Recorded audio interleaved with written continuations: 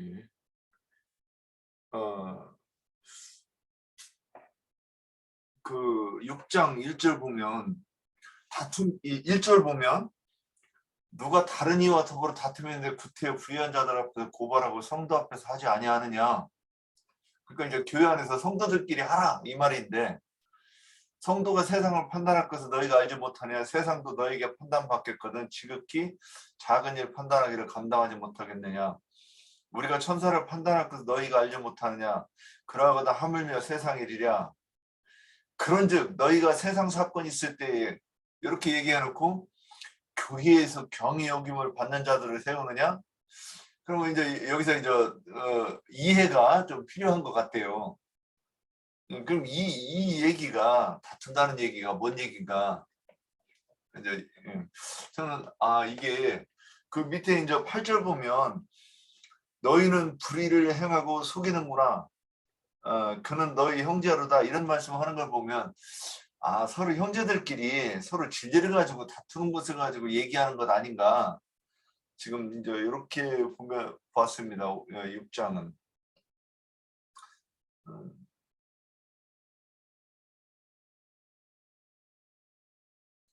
그 7장에 가면 이제 이게 그 그리스도인들을 갈라서지 말라는 얘기인가, 말라는 얘기인가, 결혼을 하라는 얘기인가, 하지 말라는 얘기인가. 이것도 이렇게 보면 11절 보면 이제 갈라서 쓰면 7장입니다. 그대로 지내든지 다시 그 남편과 화합하든지 하라. 남편도 아내를 버리지 말라 그랬어요. 그 버리지 말라 이렇게 얘기를 했으면 그리고 나서 이제 14절 보면 그 서로가 그 믿지 않는 아내나 남편을 이렇게 거룩하게 하고 할 수 있을 수도 있다. 근데 15절에 보면 또 이제 여기서 또 헷갈리는 거예요.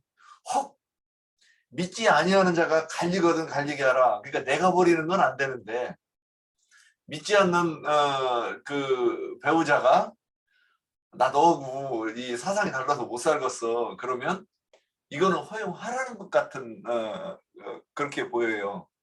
그러니까 내가 주도적으로 나 너하고 못 살아. 그러니까 진리의 사람은 나 너하고 못 살겠어. 그러고 그러니까 우리 이 신앙도 틀리고 그러니까 갈라지자 이렇게는 이거는 허용이 안 되는데 저쪽에서 나 너하고 같이 살게 막 그러면 안 되고 우리 찢어지자 그러면 이건 허용이 되고 예 지금 이렇게 저는 이 오늘 정리했어요 이게 전에는 이게 뭔 소리가 막 왔다 갔다 근데 이제 제가 여기서 좀 그 7장을 보면서 저는 사도 바울께서 바울 형제께서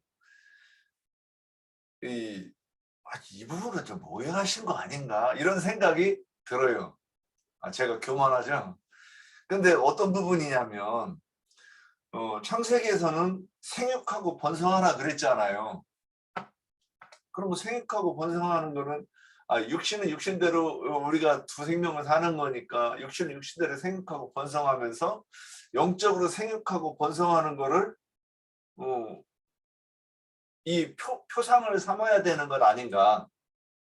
그래서 저는 이 중들이 결혼 안 하고 수녀와 신부가 결혼 안 하는 거를 참 그건 교리적으로 부족하다 이렇게 보는 부분이 있어요. 뭐 맞는지 틀리는지는 모르겠지만 왜 그러냐. 중이 중을 낳아야 불교가 흥할 것 아니겠는가. 저는 이렇게 생각을 해본 거예요.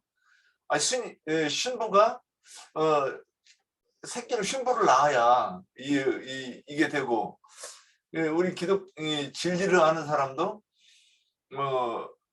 이 전도도 할 뿐 아니라 내가 내 자녀를 진리의 사람으로 이렇게 키우려고 하는 건 다른 사람보다 얘기하기가 좋잖아요. 전도하기가. 그래서 이거는 이렇게 해야 되는 것 아닌가? 이런 생각을 하면서 그 26절 25절부터 보면 처녀에 대하여는 내가 주께 받은 계명이 없으되 주의 자비하심보다 충성스러운 자가 된 내가 의견을 말하노니 내 생각에는 이것이 좋으니 곧 임박한 환난으로 말미암아 그냥 지내는 것이 좋으니라 이렇게 얘기를 했어요. 그러면 이제 또 하나 문제가 되는 게 뭐냐?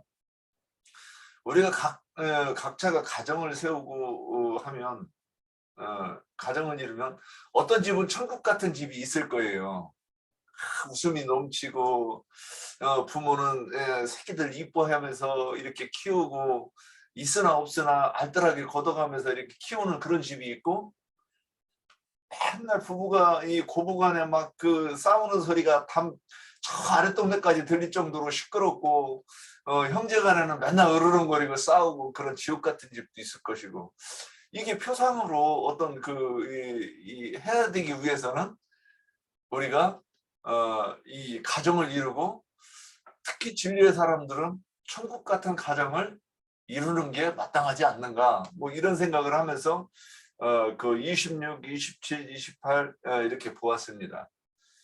그런 부분이 있고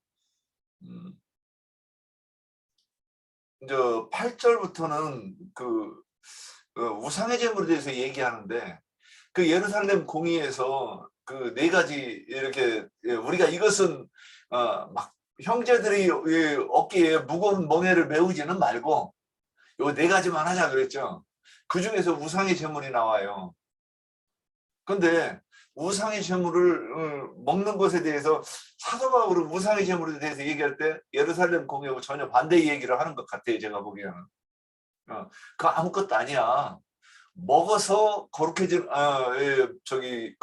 않는 것도 아니고 안 먹어서 거룩해지는 것도 아니고 이렇게 지금 이렇게 가르치는 것 같습니다. 9장과 10장도 그리고 이제 9장에서는 이게 그 우리 금기름 붓는 집에서 이렇게 이제 배우는 것은 그 여기 그 9장을 읽어보면 좀 여기 이 부분에 대해서 우리가 좀 더 오늘 나눌 수 있는 시간이 있으면 어떨까 싶습니다. 이게 뭐냐 사도 바울이 복음을 전하는데 자비량으로 할 것이냐 이 교회가 이렇게 그 다른 그 사도들처럼 이렇게 교회에서 지원을 하느냐 이런 말씀을 하고 있는 걸로 이렇게 보입니다. 그런데 사도 바울도 그것이 당연하다 이렇게 얘기하면서도 그런데 나는 이 권한을 쓰지 않겠다 이렇게 얘기하는 부분을 보면 아직도 저는 이게 뭐라고 할까 오직 성령이 너희에게 임하시면 우리가 권능을 받고 땅끝까지 이르러 증인이 되는 거잖아요. 그러면 이것은 신학교 가서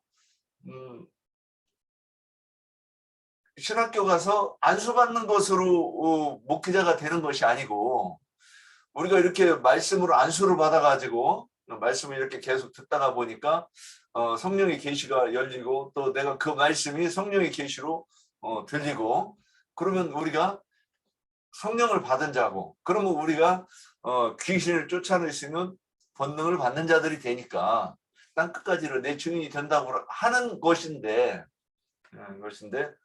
그러면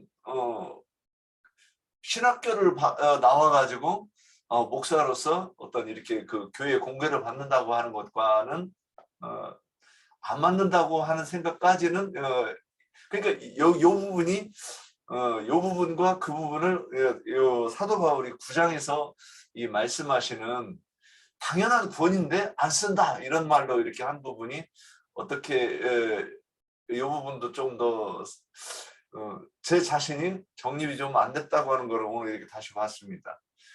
그리고 10장도 우상 숭배하는 것, 또 그 그리스도의 반석으로부터 나오는 떡에 대해서 말씀하시는 것까지 이렇게 봤습니다.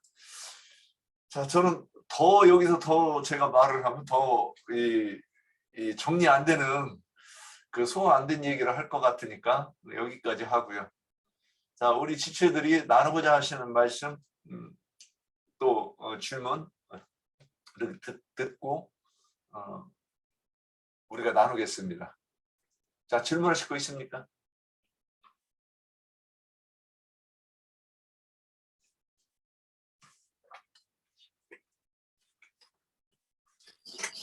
네.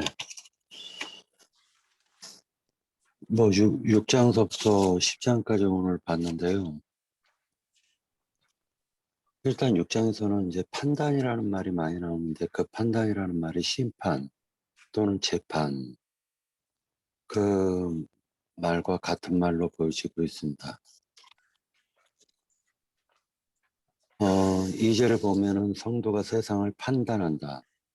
자, 근데 5절에서 보면은 그 형제 간의 일을 판단할 만한 지혜 있는 자가 이같이 하나도 없느냐라고 얘기를 하죠. 교회에서 4절에 보면은 그런즉 너희가 세상 사건이 있을 때 라고 얘기를 하고 있으니까 이건 분명히 세상 사건을 얘기하고 있는 것입니다. 근데 그 세상 사건을 가지고 세상 법정에 같은 믿는 자들이 세상 법정에 나가는 것은 옳지 않다라고 얘기하는 것입니다. 4절에 보면 경히 여김을 받는 자들을 세웠느냐라고 얘기하니까 경히 여김을 받는 자들, 이것은 세상 사람들을 지금 얘기하고 있습니다. 그런데 너희가 천사를 판단할 권한이, 판단할 것을 너희가 알면서도 어떻게 너희가 심판하고 판단할 자들에게 오히려 세상 사건 가지고 판단을 받고자 하느냐라고 바울은 지금 책망하고 있는 것으로 보여집니다.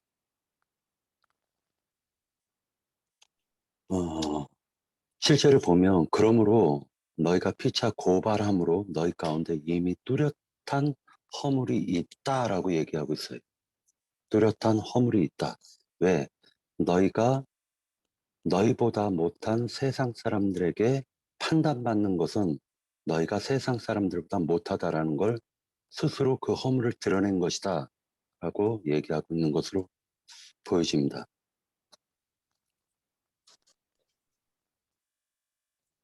그 다음에 이제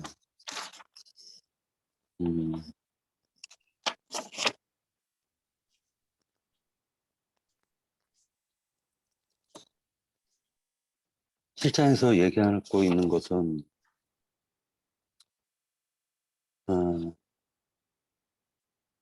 절제할 수 없거든. 8절에 보면 8절에 내가 결혼하지 아니한 자들과 과부들에게 이르노니 나와 같이 그냥 지내는 것이 좋으니라. 9절 만일 절제할 수 없거든 결혼하라. 정욕이 불같이 타는 것보다 결혼하는 것이 나으니라. 이 말씀은 실제로 육적으로도 적용이 되는 말씀입니다. 예를 들어 가지고 그 전도를 하거나 복음을 전하다 보면 남자는 여자를 만날 수도 있고 여자는 남자를 만날 수가 있는데 자기 아내가 있으면서 예쁜 여자를 만나가지고 복음 전한답시고 음란한 마음을 품으면 그건 전도자로서의 자격이 사실은 없는 거죠. 그러니 그렇게 정욕이 부릴 듯 하면은 결혼하는 것이 마땅하다. 이건 육적인 관점에서도 맞는 말로 보여집니다.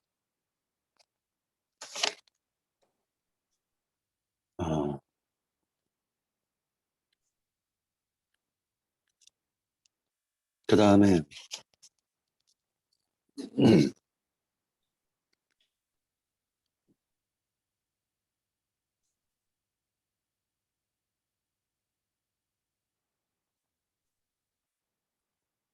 어, 9장으로 넘어가겠습니다. 9장. 8장에 굉장히 하고 싶은 말이 많은데 일단 9장으로 넘어가서 9장에서 우리가 봐야 되는 것은요.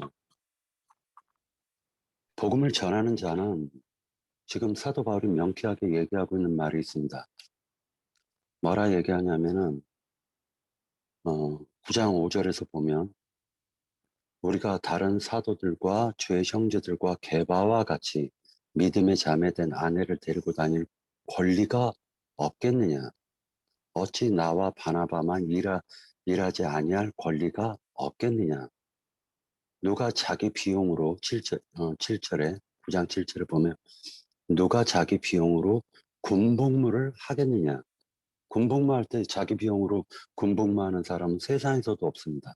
그러니까 세상 이치를 들어가지고 지금 이렇게 복음을 전하는 사도 바울이 마땅히 신령한 것을 11절에 보면 우리가 너희에게 신령한 것을 뿌렸은즉 너희의 육적인 것이라는 건 뭐 예를 들어 가지고 헌금이라든지 돈을 갖다가 얘기하는 것입니다. 육적인 것을 거두기로 과다하겠느냐. 이건 맞는 말이에요. 그러니까 복음을 갖다가 전적으로 전하려고 하는 사람은 세상의 일을 갖다가 하지 않기 때문에 헌금을 받아 가지고 생활하는 것은 마땅하다라고 지금 얘기하고 있는 것입니다. 그런데 12절 다른 이들도 너희에게 이런 권리를 가졌거든 하물며 우리일까 보냐. 그러나 우리가 이 권리를 쓰지 아니하고 범사에 참는 것은 그리스도의 복음에 아무 장애가 없게 하려 함이로다. 라고 얘기하고 있습니다. 14절에 보면 이와 같이 주께서도 복음 전하는 자들이 복음으로 말미암아 살리라 명하였느니라. 그러니까 당연히 복음을 전하는 사람은 복음에 전념했기 때문에 먹고 입고 마시고 하는 이 부분은 성도들이 걷어서 그 복음 전하는 자를 말 그대로 먹여주고 입혀주고 잠잘 수 있는 공간을 마련하는 것은 마땅하다라고 지금 얘기하고 있는 것입니다. 그런데 사도 바울은 이렇게 안 했습니다. 이 사도 바울이 안 한 것은 왜 안 했냐면은 자 16절을 보면 내가 복음을 전할지라도 자랑할 것이 없은즉 내가 부득불 할 일임이니라. 만일 복음을 전하지 아니하면 내게 화가 있을 것이로다 라고 얘기합니다. 그러면서 내가 내 자유로 이것을 행하면 상을 얻으려니와 내가 자유로 아니한다 할지라도 나는 사명을 받았노라. 그런즉 18절 그런즉 내 상이 무엇이냐 내가 복음을 전할 때 값없이 전하고 복음으로 말미암아 내게 있는 권리를 다 쓰지 아니한 이것이로다. 그러니까 복음을 전하면 당연히 육적인 것을 받는 것은 당연한 권리임에도 불구하고 그 권리를 쓰지 않는 것은 땅에 있는 상급보다도 하늘에 있는 상급을 더 추구하는 하고 그리고 성도들에게 짐을 지어주지 않기 위하여 사도 바울이 절제했다라고 얘기하고 있습니다. 그러면서 그걸 얘기하기를 23절 내가 복음을 위하여 모든 것을 행하면 복음에 참여하고자 함이라. 24절에 운동장에서 다름질하는 자들이 다 달릴지라도 오직 상을 받는 사람은 한 사람인 줄을 너희가 알지 못하느냐. 너희도 상을 받도록 이와 같이 다름질하라. 이기기를 다투는 자마다 모든 일에 하나니 그들은 썩을 승리자의 관을 얻고자 하되 우리는 썩지 아니할 것을 얻고자 하기 위하여 자기 자신이 절제를 한다. 그러니까 권리와 권한은 있지만 그것을 절제하겠다라고 얘기하고 있습니다. 27절에 보면 내가 내 몸을 쳐 복종하게 하면 내가 남에게 전파한 후에 자신이 도리어 버림을 당할까 두려워함이로다. 이것이 전도자가 가져야 될 마음가짐인 것으로 보여집니다. 네, 여기까지만 하겠습니다. 박형제님 저기는 금방 이렇게 말씀하신 거는 그러니까 저는 우리 교회에서 이제 장로회장님 이렇게 가르치신 것은 그 각자 자기 손으로 일해서 먹고 살면서 복음도 그렇게 전하면 되지 이제 그것이 있었고 여기 9장에서는 바울 형제님이 그 받는 것이 당연하다 이렇게 하는 것이 상충되는 것 같아 가지고 저는 이렇게 했는데 바울 형제님은 이게 있는 그대로 받는 것이 맞다 이렇게 얘기하는 것 같이 이렇게 들었는데 맞나 모르겠습니다. 받을 수 있는 권한이 있지만 그 권리를 갖다가 절제하는 것도 예를 들어 가지고 어떤 사람이 예를 들어서 하나님께서 예를 들어서요, 두 다리를 쓰지 못하고 두 팔을 쓰지 못하는 사람에게 하나님이 깊은 감동으로 복음을 깨닫게 해주셨다라고 우리가 생각을 해보자고요. 이 사람은 일할 수 있는 능력이 안 돼요. 그러면 당연히 그 사람이 깨달은 그 신령한 것을 먹기 위해서 지체들이 그 사람의 손과 발이 되는 것은 당연한 이치다. 그런데 사도 바울이 그러함에도 불구하고 자기가 자비량으로 한 것은 하늘의 상급을 더 충만히 받기 위해서, 최고가 되기 위해서 그 권리를 사용하지 않았다라고 지금 증거하고 있는 것으로 보여집니다. 그렇지. 질문이 있어요. 예, 질문은 돼요? 예, 질문하세요. 네. 이게 좀 어려운 말씀 같아서 한번 이제 질문을 하고 싶습니다. 9장 20절에서 21절입니다. 이게 이제 율법에 관한 건데, 사도 바울께서 율법에 관한 것을 이렇게 거기 고린도에 있는 형제들에 대해서 말씀을 전하는 것 같은데요. 20절에 유대인들에게 내가 유대인과 같이 된 것은 유대인들을 얻고자 함이요. 율법 아래 있는 자들에게는 내가 율법 아래에 있지 아니하나 율법 아래 있는 자 같이 된 것은 율법 아래 있는 자들을 얻고자 하며 율법 없는 자들에게는 내가 하나님께 율법 없는 자가 아니요 도리어 그리스도의 율법 아래 있는 자이나 율법 없는 자가 같이 된 것은 율법 없는 자들을 얻고자 합니다.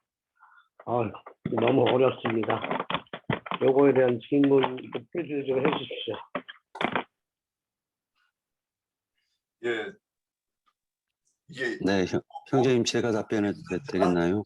약한 자 이렇게 돼 있는 약한 자에 대해서 얘기했는데 박 형제님 네. 말씀하세요. 실질적으로는 사도 바울은 최고의 법인 그리스도의 율법을 가진 사람이에요. 그런데 그 사도 바울의 관점에서 봤을 때는 율법을 가진 자나 율법 아래 있는 자들이나 율법을 없는 자들이나 사도 바울은 그 어떤 그리스도의 율법 아래 참 자유를 누리는 사람으로서 율법 아래 있는 자나 율법을 안 받은 자, 율법 없는 자들이나 할 것 없이 그들에게 그러한 모습을 보여줄 수 있다라는 거예요. 그러니까 그리스도의 율법이라는 것은 최고의 법이에요. 모세의 율법 또는 오해한 율법, 이런 모든 법들은 하위법입니다. 그리스도의 율법에 비하면 하위법이에요. 그러나 사도 바울은 그리스도의 율법을 행하는 사람입니다. 그러다 보니까 이 하위법을 행하는 사람들 앞에서는 예를 들어 가지고 그 사람이 여기서 그 말을 하고 있는 게 음식 가지고 얘기를 하고 있어요. 음식이라는 건 뭐냐면은 우상에게 드린 음식이 있다라고 치자고요. 그런데 그것을 갖다 묻지 말고 먹으라고 얘기합니다. 묻지 말고 먹으라고 얘기를 해요. 그런데 이 사람이 이게 우상에게 드린 음식입니다 라고 얘기를 하면 그 사람의 연약한 양심을 위해서 먹지 말라고 얘기합니다. 먹지 말라고 얘기해요. 그러니까 이것은 말하자면 힘 있는 자가 약한 자를 갖다가 지금 보호하는 입장에서 그렇게 하는 것이라고 저는 생각하고 있습니다. 네. 그러니까 달리기를 굉장히 잘하는 어른이 초등학생하고 달릴 때 일부러 막 달리는 척 하다가 져주는 것도 능력이라는 거죠. 네.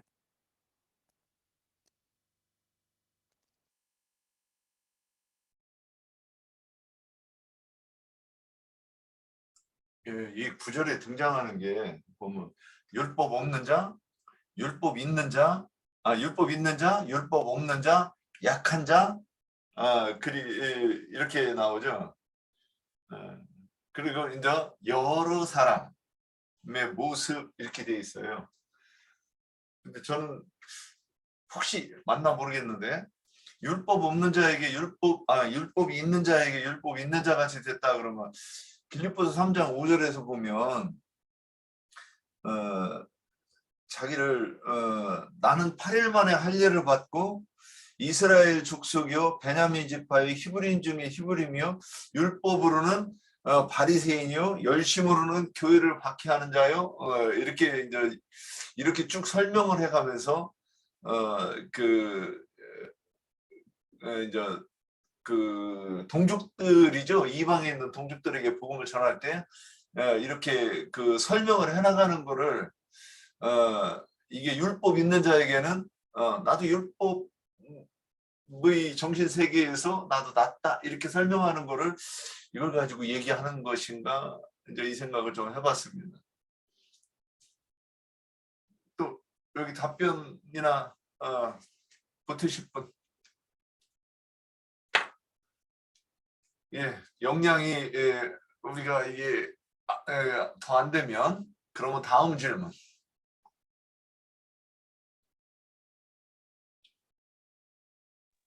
자, 그 6장 15절입니다. 15절. 자, 13절서부터 읽겠습니다. 음식은 배를 위하여 있고 배는 음식을 위하여 있으나 하나님은 이것저것을 다 패하시리라. 몸은 음란을 위하여 있지 않고 오직 주를 위하여 있으며 주는 몸을 위하여 계시느니라. 여기에서 한 번만요. 주는 몸을 위하여 계시느니라. 이렇게 얘기하고 있습니다. 14절. 하나님이 주를 다시 살리셨고 또한 그의 권능으로 우리를 다시 살리시리라. 너희 몸이 그리스도의 지체인 줄을 알지 못하느냐? 내가 그리스도의 지체를 가지고 창녀의 지체를 만들겠느냐? 결코 그럴 수 없느니라. 창녀와 합한 자는 그와 한 몸인 줄을 알지 못하느냐? 일렀을 둘이 한 육체가 된다 하셨나니 주와 합하는 자는 한 영이라. 음행을 피하라. 사람이 범하는 죄마다 몸 밖에 있거니와 해서 몸 밖에 있는 것과 음행하는 자는 자기 몸의 죄를 범하느니라. 이 부분에 대해서 좀 명쾌한 답변을 듣고 싶습니다. 예, 저기 아까 율법이 있는 자 얘기했을 때 제가 아까 빌립보 3장 5절 얘기했고 그 다음에 그 음식을 우상의 제물에 대해서 지금 쭉 얘기를 하고 있는데 우상의 제물을 유대인들하고 있을 때는 우상의 제물을 안 먹으면서 이렇게 복음을 전하는 것 또는 그 이방인들한테는 뭐 우상의 제물 먹으면서 그 복음을 전하는 거를 말하는 건 아닐까 이렇게 이제 이렇게 떠올랐어요. 그 다음에 박형재님이 6장 13절부터 16절까지인가요?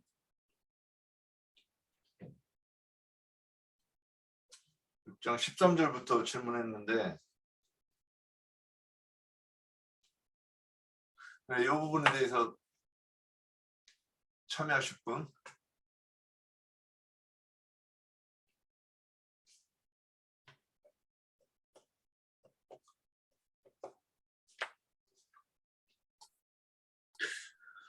그 6장 저도 이제 12절을 좀 유심히 봤어요. 사실 6장 12절의 내용은 10장 23절에 똑같은 말이 나와요. 모든 것이 내게 가하나 다 유익한 것이 아니요 모든 것이 가하나 내가 무엇이든지 얽매이지 아니하리라. 이 말이 두 번 나오는데 이제 이 말씀의 어떤 그 밑에 흐름을 보면 음식이라는 것은 배를 위해서 있고 배가 없다라면 음식은 필요 없는 거예요. 결국에는. 그러면 주님이 그러면 우리에게 그 몸을 주셨단 말이에요. 그럼 몸을 준 이유가 있다라는 거예요. 그게.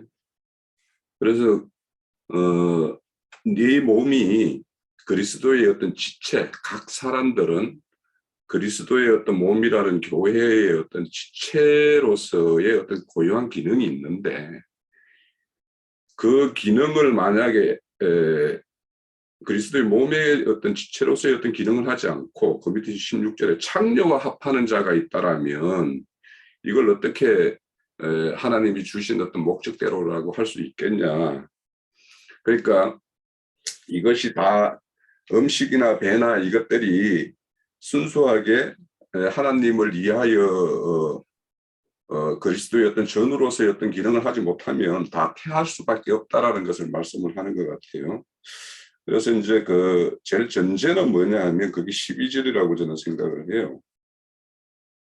모든 것이 가하죠. 다 선택을 할 수 있어요. 하나님 다 선택을 할 수 있는데 그런데 우리가 뒤에서 쭉 읽어오는 것들 무상의 재물도 이야기하고 있고 하는 이유가 우리는 오직 하나님 한 분만이 신이라고 알기 때문에 다른 신은 사실은 인간들이 다 만들어내고 조작해낸 것이기 때문에 거기에 제단에 올렸다라는 음식이 그 올렸다는 음식이나 안 올렸던 음식이나 우리에게는 전혀 차이가 없어요. 그러니까 그렇게 믿는 사람은 그렇게 먹어도 되는데 그런데 다른 신이 있다라고 하나님이면 신 중에 신이고 다른 신도 있다라고 믿는 사람이 있어서 거기에 제단에다가 올렸던 음식을 먹으면 그게 온전히 한 하나님을 섬기는 것으로의 어떤 그런 모습이 아니다라고 이렇게 생각하는 사람이 있어서 그 사람이 걸림이 될 것 같으면 하지 말으라는 거거든요. 그게. 그러니까 내가 뭐든지 할 수 있고 이제 바울 사도의 뜻으로 이렇게 당신의 어떤 믿음의 어떤 분량으로 모든 것이 판단되는 것들이 있지만 그것이 뭐 다른 사람들의 내가 그대로를 행한다 보면 모든 사람에게 그게 유익이 되는 것이 아니기 때문에 절제하라는 이야기거든요. 그래서 우리가 지금 6장에서 10장까지 보면 10장에 가면 나중에 본복이라는 말이 나와요. 그러니까 우리가 남들에게 어떤 것에서든지 본보기가 되지 않는 거면 참 문제가 된다는 거예요. 그런데 그 본보기라는 거는 어떤 사람은 아까 질문에서 율법 있는 자가 있고 율법 없는 자가 있어요. 또 말씀 중에 보면 할례 있는 자로 부름을 받았으면 그 부름대로 하라고 그러고 또 할례 없는 무할례자로 부름을 받았으면 그렇게 하라고 그래요. 그러니까 각자에게는 어떤 자기 어떤 신앙 단계가 있고 믿음의 어떤 그런 빛 가운데 있는 정도가 다 다르기 때문에 우리가 그들에 대해서 우리가 걸림이 되면 되지 않기 때문에 또 6장에서의 금방 그 질문 내용은 우리는 그리스도의 어떤 전이 돼야 되기 때문에 전이 되지 않는 어떤 그런 걸로 용도가 쓰여지게 된다라면 그것은 완전히 피해버릴 것이다라고 하는 것이 이제 전제 같아요. 그래서 우리가 그 여러 가지 우리가 고린도전서 여기 6장에서 10장의 내용들을 보면 참 그 여러 가지 우리가 어떤 교회 생활에서 그 마음에 담아야 될 것 많다고 생각하는데 저는 10장에서 이 본보기를 이야기하고 난 다음에 그 엉망이라는 말이 나와요. 엉망하는 자. 그래서 그 발람의 교훈에 따라다가 음행을 하다가 이제 이렇게 죽은 자들이 있고 또 불뱀이라고 하는 거는 모세가 인도하는 길이 이렇게 앞으로 많이 돌아가야 되고 막 이렇게 하다 보니까 이제 불평하는 것 때문에 죽은 자들 이런 이야기를 해요.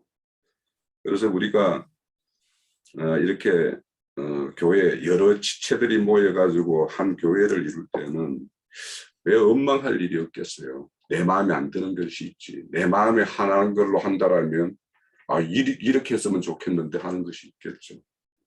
그렇지만 그것이 우리가 앞서서 말한 대로 내가 다 내 판단은 이런 판단으로 가한데 이것이 다 유익하지 않으니까 내 판단을 좀 이렇게 접는 거, 이런 것들이 바로 그 율법 아래 있는 자에게는 율법 아래 이렇게 하는 거고, 거기에 율법에 있어서 걸림이 되는 사람 앞에서 내가 율법은 그거 아무것도 아니야라고 내가 맨날 주장해 본들 그 사람은 율법에 딱 걸려 있는데 내가 그거는 아무 가치도 없는 거야라고 한다라면 그 사람이 수용이 안 되는 이 이야기를 우리가 자꾸 이렇게 할 필요가 없다라는 거죠. 그거는 시간이 필요하고 그 사람을 어떤 설득시키기 위해서는 인내가 필요하고 그런 거라는 거죠. 그러니까 율법 없는 자, 율법 있는 자, 그들과 같이 한다라는 것은 내 눈높이를 그들의 눈높이로 낮춘 다음에 그들과 이 복음을 증거해야지 그 복음이 이렇게 들려지지. 그렇지 않은 상태에서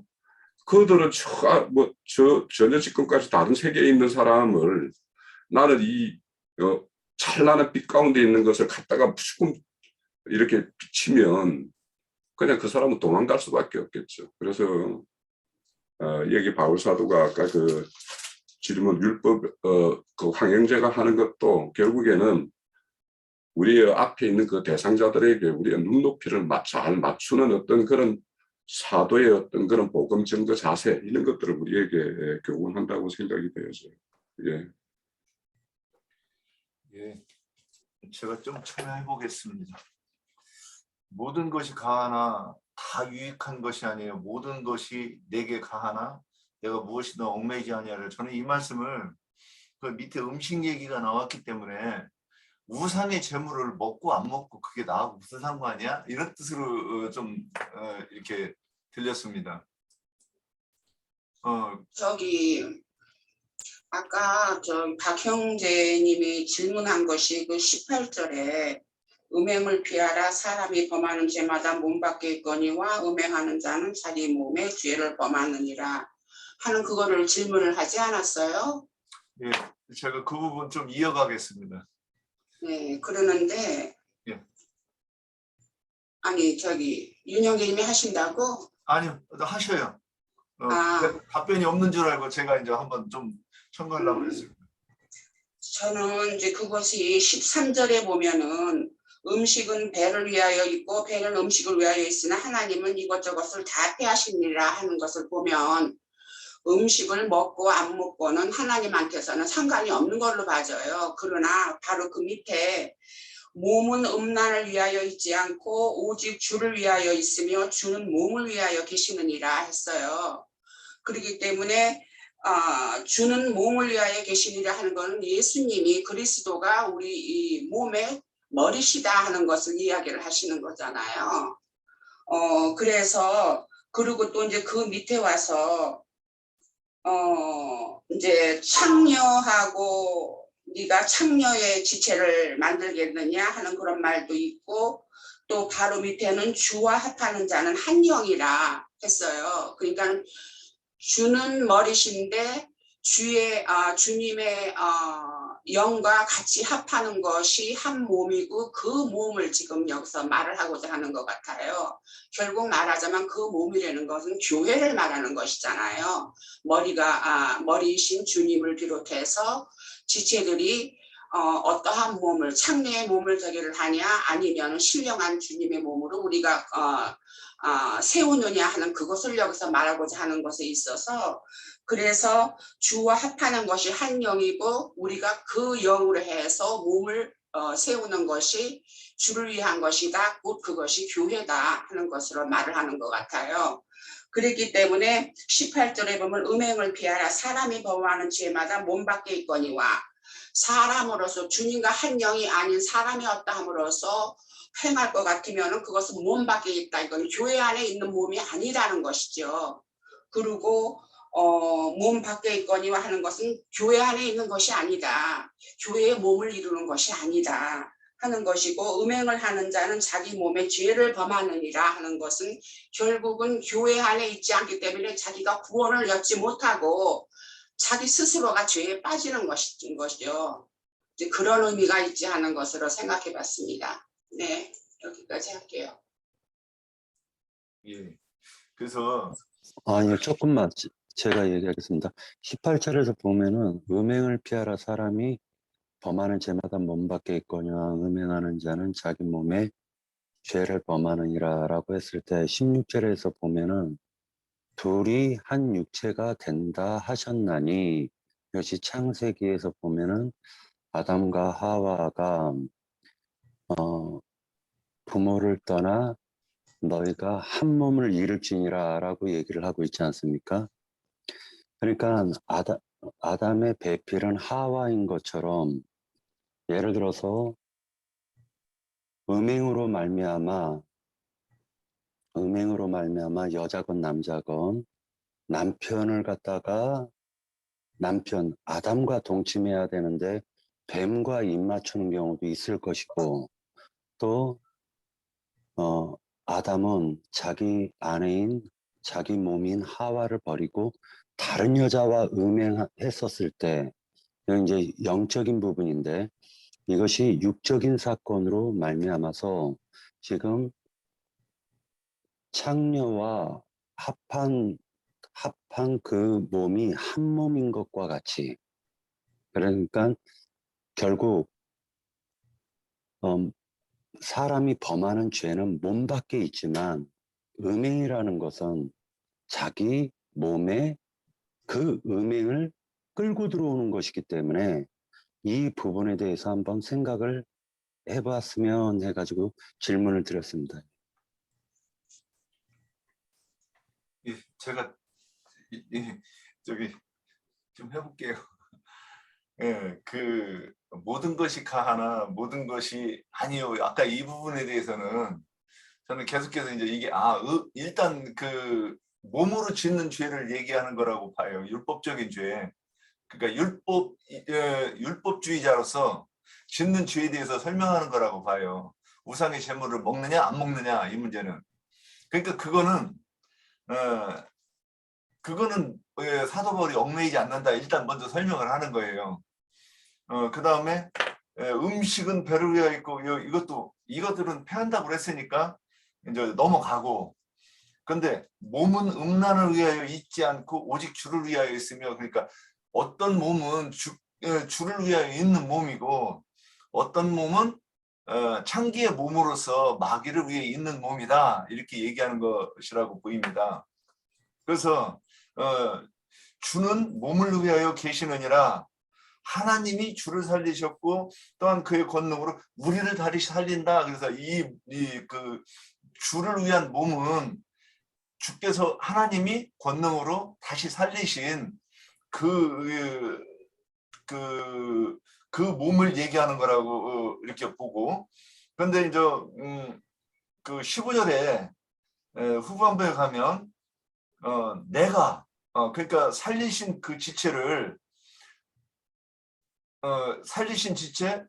내가 그 지체를 가지고 창녀의 지체를 만들겠느냐 그러니까 음행하게 하겠느냐 이런 뜻이라고 봐요. 여기서 이 음행은 우상의 제물을 먹는 것이죠. 그래서 이제 고린도전서 10장에서 보면 그리스도 저희를 따르는 반석으로부터 마셨는데 이 반석을 그리스도로 하는 것이 있고 그러면 거기서 나는 것이 아닌 다른 것을 먹는 것을 음행이라고 얘기하지 않았나 지금 이렇게 보는 거예요.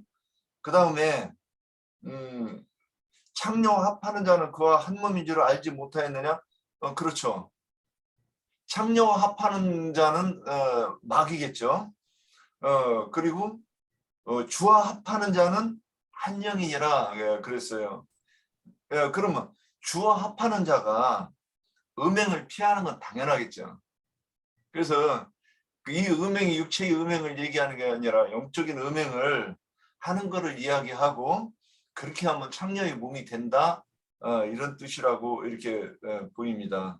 그래서 이거는 저기 형제님이 금방 이야기를 하셨듯이 영적으로 몸이라는 것은 주님을 머리로 한 교회를 지금 상징하는 것이고 예. 어떠한 각 지체들이 어떠한 상태에 따라서 창녀의 몸을 만들 수도 있고 그렇지 않고 신령하게 주님의 몸으로 만들 수도 있는 그거를 좀 설명하자 하는 것으로 보여져요.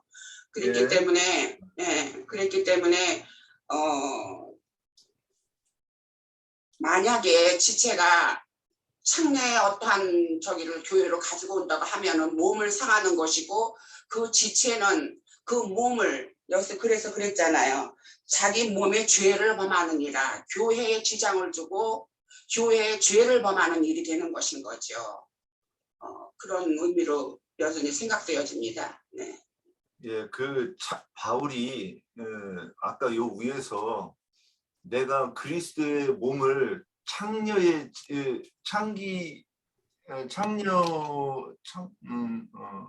창녀의 지체를 만들겠느냐 이렇게 얘기를 했어요. 그러니까 뭐냐면 그렇게 만들려고 그러면 그 가르침으로, 그 교훈으로 그 교회를 거짓 복음으로 오염시킨다는 말이죠. 그렇다고 이렇게 보이고, 그래서 그것이 몸에 죄를 범하는 것이고, 그렇게 되면 그 밑에 19절에 성령의 전이 아니다. 성령의 전이 될 것이냐, 성령의 전이 아니라 마귀의 전이 될 것이냐 이렇게 얘기하고, 그 다음에 너희 몸으로 하나님께 영광을 돌리는 몸은 성령이 거하시는 그리스도의 몸된 교회를 이렇게 말씀하시는 것이라. 아멘. 예, 네, 잠깐만요. 제가 질문을 조금 어렵게 했나 봅니다. 그렇다면 다시 질문을 하겠습니다. 음행을 피하라. 사람이 범하는 죄마다 몸 밖에 있거니와 하니까 몸 밖에 있는 죄가 있고, 자기 몸에 죄를 범하는 몸 밖에 있는 죄와 몸 안에 있는 죄로 구분해서 한번 그러면은 질문을 다시 드리겠습니다. 네. 예, 그 부분을 제가 생각했으니까 바로 할게요. 뭐 틀린 거는 우리 지체분들이 집어주시고, 몸 밖에 있는 죄, 우상의 재물을 먹고 안 먹고, 그러니까는 율법적으로 그 우상의 재물 실제 먹는 것, 그 다음에 여기서 몸 안에 있는 것, 몸 밖에 있는 이 죄는 영적으로 어떤 교훈과 사상으로 그 그리스도의 율법이 아닌 다른 율법을 가르치는 거를 얘기하는 거라고 저는 이렇게 보였습니다. 지금 박형제님이 이렇게 생각하시는 거를 오히려 내놓으시는 것이 더 좋은 저기가 아닐까 싶어요. 왜냐하면 우리는 지금 말씀 안에서 보는 거를 이야기를 하는데, 박형제님은 어떤 다른 면에서 보는 어떤 것이 있지 않나 해서 계속 질문 위에 질문을 하는 것 같거든요. 그렇기 때문에 오히려 차라리 박형제님이 스스로가 증거를 하는 것이 낫지 않을까 싶어요.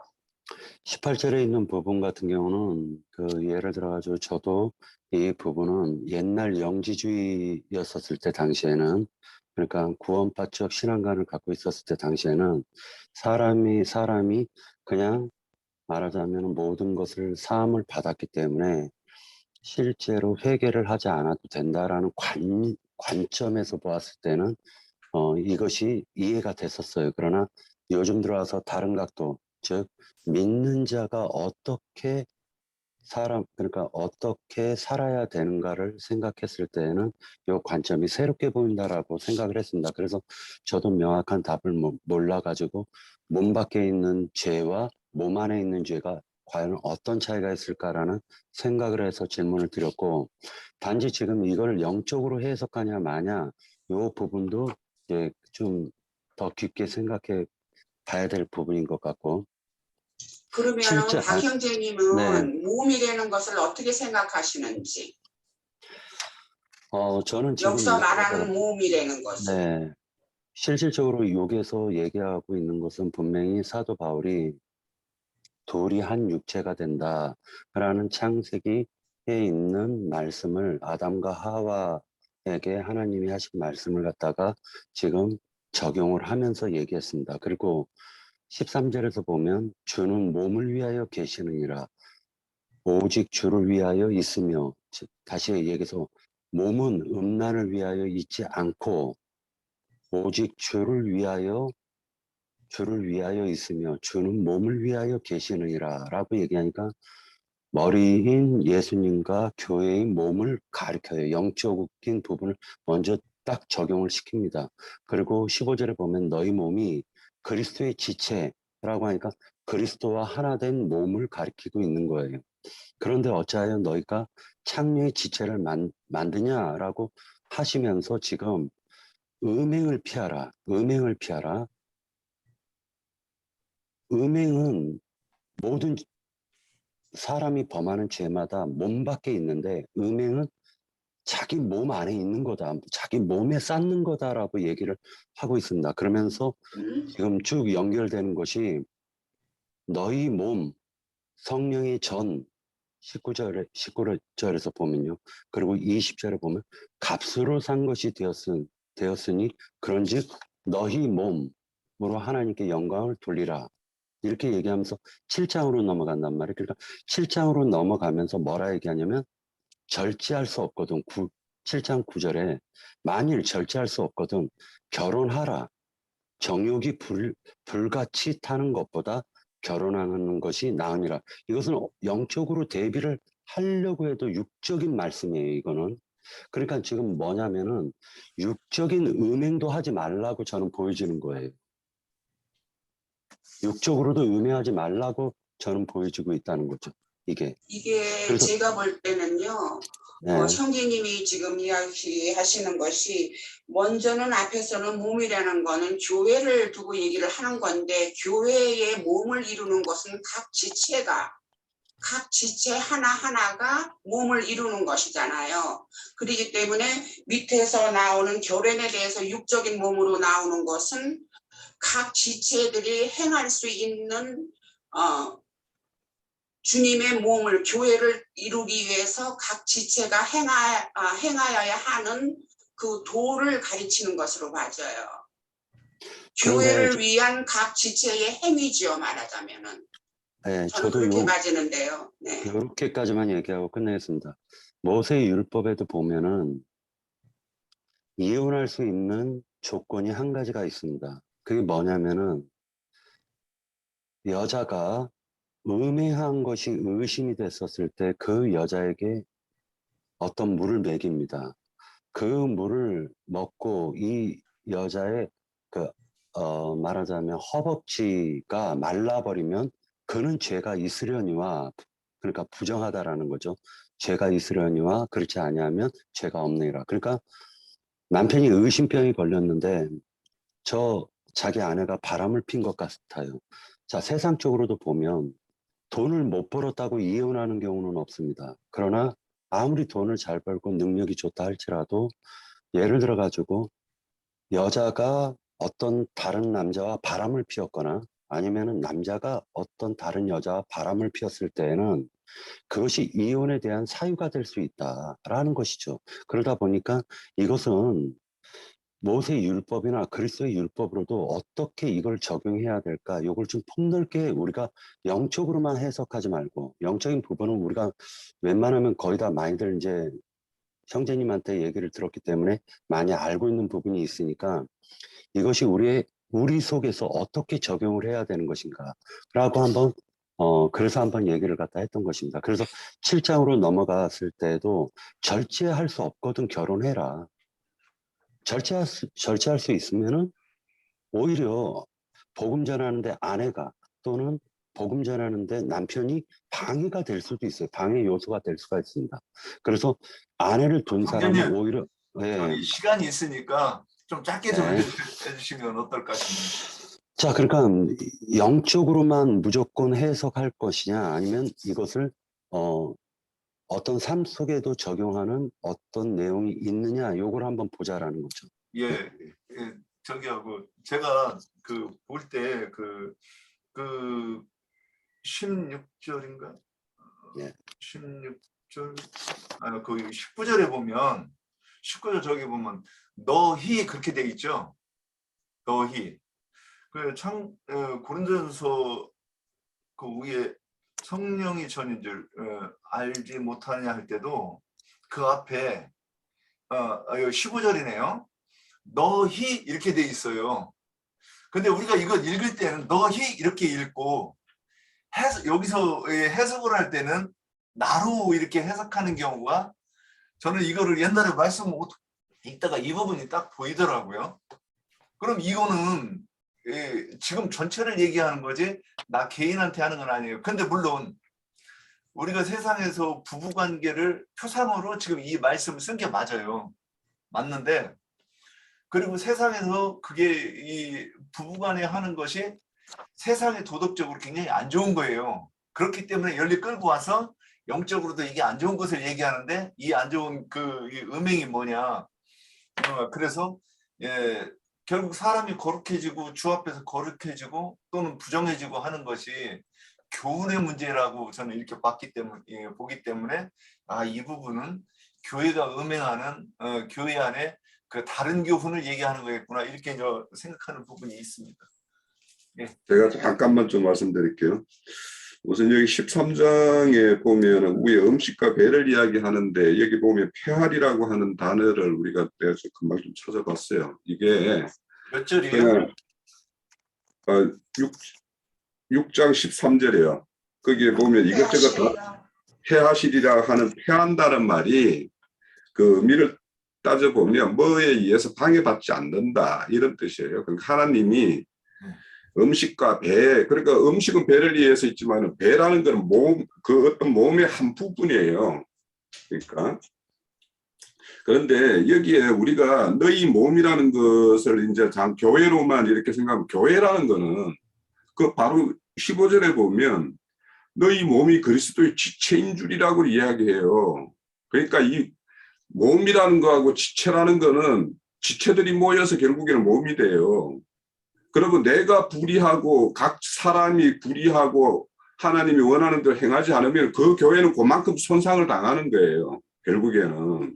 그러니까 우리가 이 부분을 참 그리스도의 몸이라고 하고 네 몸으로 하나님께 영광을 돌리라 너의 몸으로 산 제사를 드리라 하면 이거는 참 교회로만 생각하는데 우리는 교회에 각자가 한 사람이 교회의 일부예요. 우리 몸이 어디 손가락이 아프면 온몸이 그걸로 통해서 이게 온몸이 느끼지 손가락만 아프고 그런 게 아니에요. 그러니까 우리가 이게 몸이라는 것과 지체라는 것과 이런 것을 이렇게 균형 잡혀서 이렇게 이해를 해야지 어떤 거는 다 몸이라고 해석해서 그건 뭉뚱그려서 그냥 이렇게 이야기하면 내 개인의 책임이 너무 이렇게 왜소해져요. 교회를 이루는 데 있어서. 그러니까 교회가 온전해지려면 각자가 온전해져야 되는 거예요. 그게 전제예요. 그러니까 우리가 어떤 지체로서 각자의 어떤 지체로서 또 전체를 묶는 한 몸으로서 이런 거에 대한 어떤 양면의 어떤 그 책임의식과 공동의식이 있어야지 그래야지 이게 온전해지는 것이지. 그래서 여기서 말하는 것도 그런 거예요. 결국에는 내가 너희들이 누가 먹고 안 먹고 이런 거에 의해서 방해받는 것이 아니고 온전히 너희 몸은 너희 각자의 몸 그리고 그것이 연합되어 있는 어떤 교회라는 어떤 그리스도의 몸 이거는 다 나를 위해서 있는 거고 그런데 너희들이 만약에 누가 그 일부 중에 누구가 그 음행하는 어떤 것과 같은 어떤 사상을 가지고 있으면 교회가 그만큼 손상당하는 거고 그만큼 음행하는 것이 되는 거죠. 그 교회라는 어떤 캐테고리라고 이렇게 보면.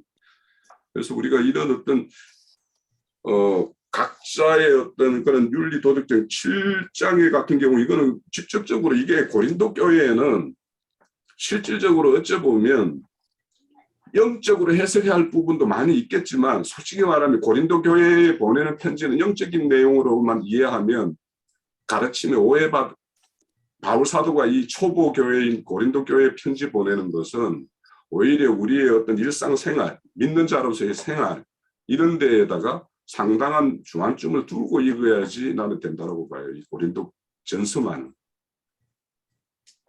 예. 자, 또 여기에 뭐 더 보태실 말씀 있습니까? 예, 그러면 이 부분이 이거는 이제 더 우리 형제들이 할 말만큼 한 것 같고 제가 꼭 질문드리고 싶은 게 그 6장에 보면 아까 그 형제들이 그 재판하는 문제가 나왔어요. 근데 이게 우리 교회에서 예를 들어 이제 제가 이제 좀 저기 처음에 와서 답답해 죽는 줄 알았던 그런 부분들이 이렇게 이제 말씀을 이렇게 뭔가 이제 궁금해가지고 이렇게 저기 하잖아요. 근데 지금도 제가 이렇게 혼자 막 이렇게 해가지고 이 말씀이 이렇게 막 이 어둠이 거칠 정도가 이게 잘 안 되니까 자꾸 이제 묻는 거예요. 근데 그러면 어떤 질문을 했을 때 제가 엉뚱한 소리를 할 때 그 즉시 아 형제 이거 그게 많이 오해했네. 이 부분은 이렇게 되는 거야 하고 이렇게 누가 자꾸 이렇게 설명을 해주면 그런가?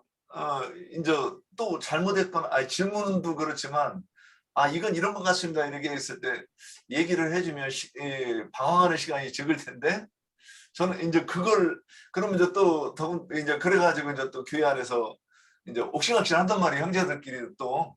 근데 이게 마음이 겸손해지지 않아가지고 이게 쉽게 그게 이렇게 안 들린단 말이에요. 그게 이게 뭐냐면 설득이 안 됐으니까 그럼 이제 옥신각신 할 때가 있단 말이에요. 그러면 또 다른 형제가 와가지고 이 부분을 설명을 차분차분 해가지고 이게 지금 오늘 이게 재판에 이걸 얘기하는 건가? 저는 이렇게 이제 그런 쪽으로 이렇게 보여서 그래서 이거를 재판을 그러니까 이 말씀이 이런 뜻이 아닐지라도 교회에서 어떤 그 문제들이 있을 때 바로바로 이렇게 그 재판이 있는 것이 맞지 않나 뭐 이런 생각을 해가면서 제가 오늘 이 질문이 어떻게 좀 답변을 좀 들었으면 좋겠다 이 생각을 좀 하면서 질문 올립니다.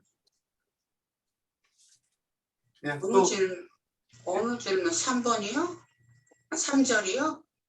아니요 6장에 1절부터 이렇게 재판하는 문제에 대해 고발하고 재판하는 문제가 나와요.